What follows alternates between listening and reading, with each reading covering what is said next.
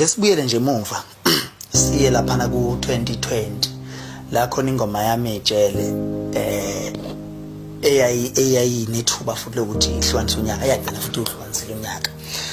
Abalandeli bakamfowethu uSK ibona babephusha ingoma kaSK ukuthi ingene ku top 10, right?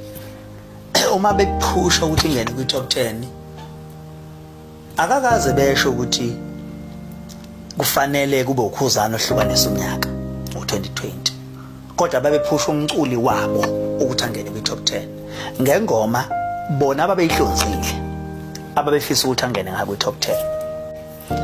Wonke umuntu wayethi ayikhala ilime kuyowina loyo othe wavotelwa. Akekho futhi wayethi uyifakelani ingoma ngoba nansi ingoma ebukakala mhlambe inemlando efanele ukuthi ngahlukanisa unyaka. Cha, wonke umuntu nje olandela yena wayethi ku right akavotelwe to a point ukuthi ingoma yakhe yaba number 2 yashaya ingoma kaBig Zulu imali eningi. Le ngoma engikhuluma ngayo ingoma ongahamba uyibheka lapha ku YouTube njengamanje, isihloko sayo sithi Amageja, ino 200,000 views.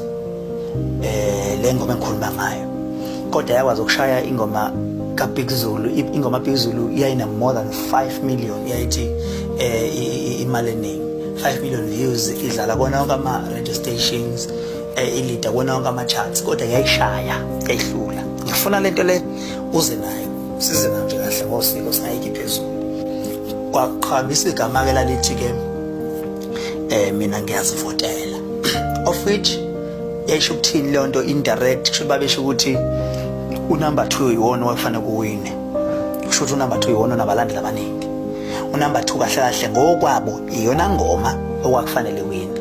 Ngikhuluma ngengoma eno 200,000 njengamanje views lokho ya release namanje, kodwa yaba unumber 2 kwi top 10 yokhozi ngo 2020. Akekho futhi wathi ukhozi elithukela ukuthi uBig Zulu wayebe unumber 3 ezoshawa ingoma. Akekho wakwathi le ngoma yaba unumber 2 ingoma engaziwa, akekho alithuwanga ukhozi because it was not ukhuzana.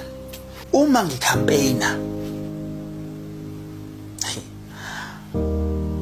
ngicampaigner sokushaya isikhathi ukuthi kulonyaka ngicampaign kwakhona abantu abathi nginomono ngifuna ukuzovimba ingoma kamfowethu, ngicampaignelani ngingenelani kwi top 10.